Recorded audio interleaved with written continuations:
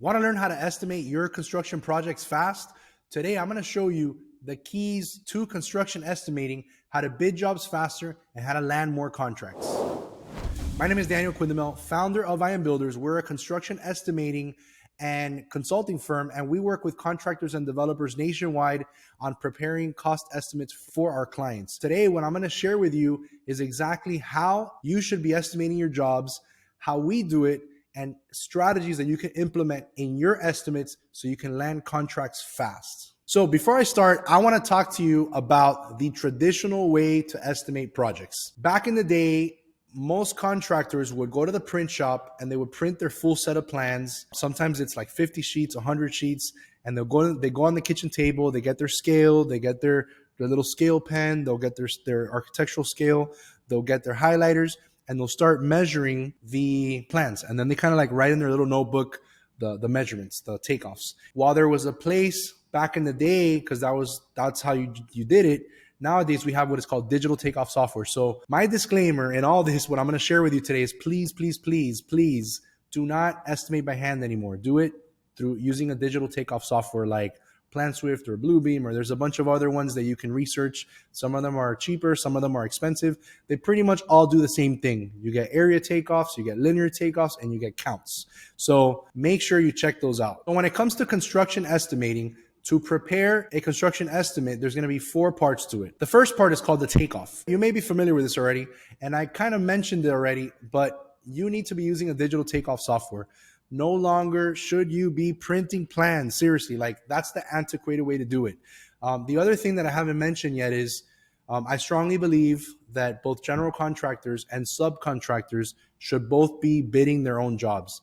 Do your own takeoff, do your own measurements, get your own pricing, and win your own job. What I see a lot of times is general contractors, they'll just send invitations to bid and just collect a bunch of proposals and then put it together in Excel and then submit their price.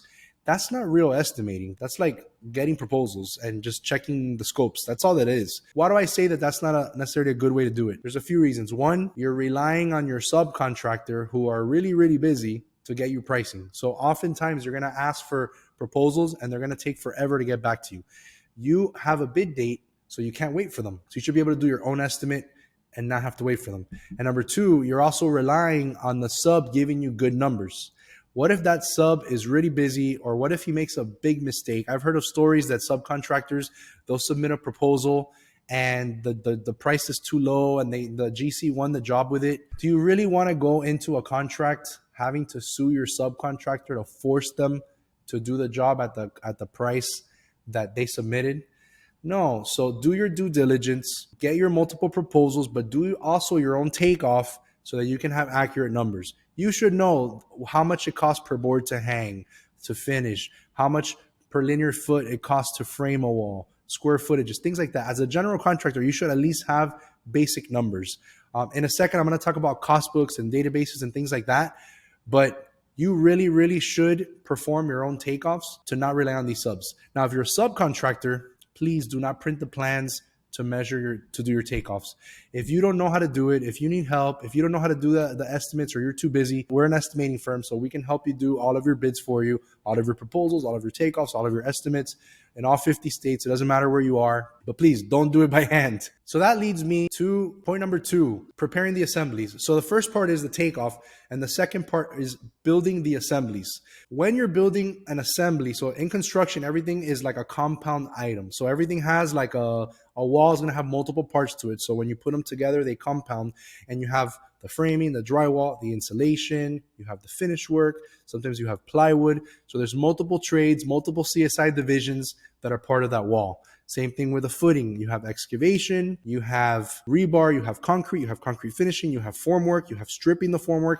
These are all parts of building these things. So what is the most accurate way to do it? Well, let me share with you the less accurate way. So most contractors, they know their prices like cost per square foot or cost per cubic yard or cost per linear foot. But when it comes time to negotiate a job, they don't know what their true costs are. If you go ask a painter, they're going to tell you, oh, I charge $1.25 per square foot. That's my bill. That's my rate that I always win the jobs at. But when the GC comes back and says, hey, your price is kind of high, can you give me a discount? How does that painter know that how much of that number is profit?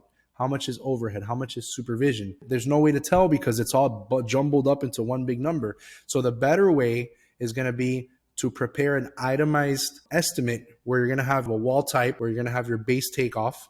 And then inside of each assembly, you're going to have all your parts. Later in a second, I'm going to show you the pricing part, but you're going to be able to price each individual item. Basically, you're making a list of every single part of the job.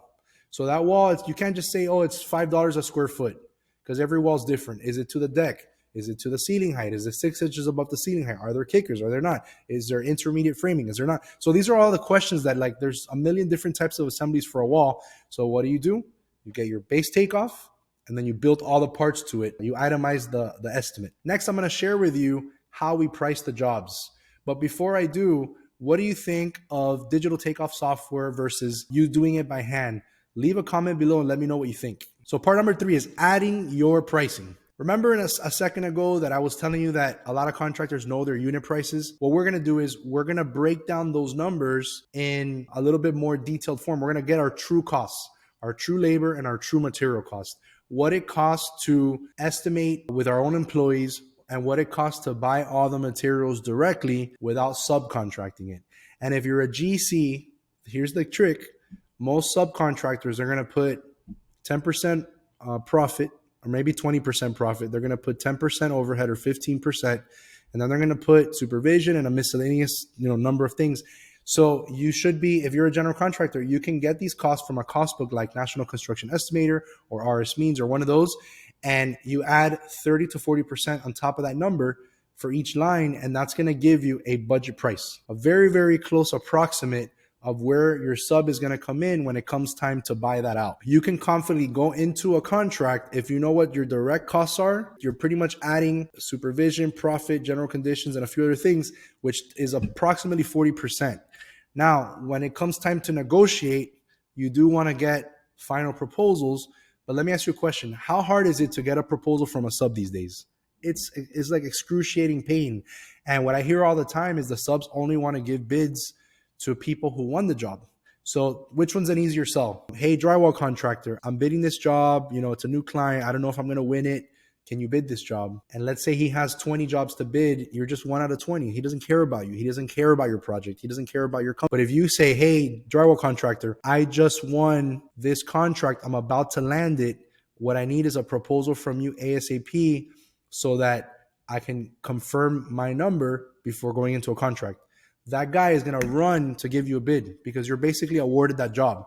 And those guys love bidding to the GCs that are awarded. Now, what if you're a subcontractor? When it comes time to negotiate, you're going to have your direct labor, your direct materials. You're going to have, typically what we do is we'll put the sub markup, which there's going to be an example on the screen right now, is at 0. At the top, you're going to have your supervision. At the bottom, you're going to have all of your profit and overhead and things like that.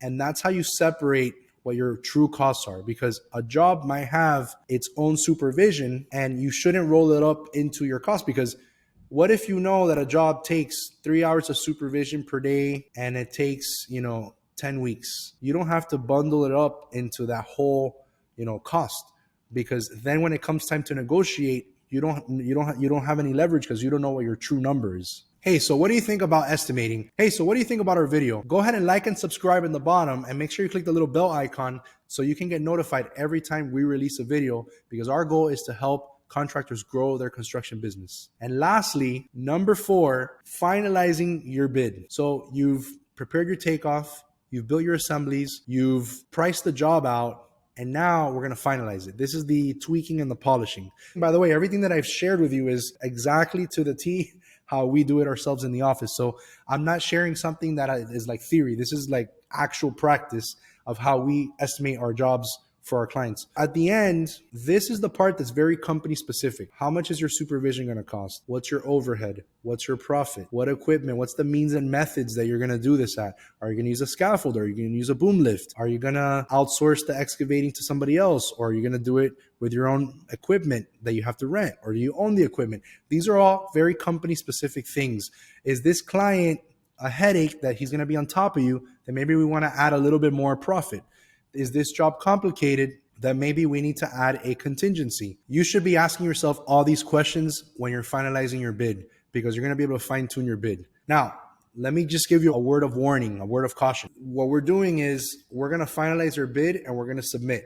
And the key to winning jobs is not getting like the perfect number. The key to winning jobs is preparing everything fast, submit, on to the next job. So for example, let's say this job, to perfect it and to put every penny in the right place, is going to take you an extra 8 hours to fine tune everything and to calculate your exact labor costs and this and that. And I'm going to take into account certain contingencies. You can do all that. But in the same time that you're doing that, you could bid a second job and a third job and a fourth job. In construction, there's something called the law of large numbers.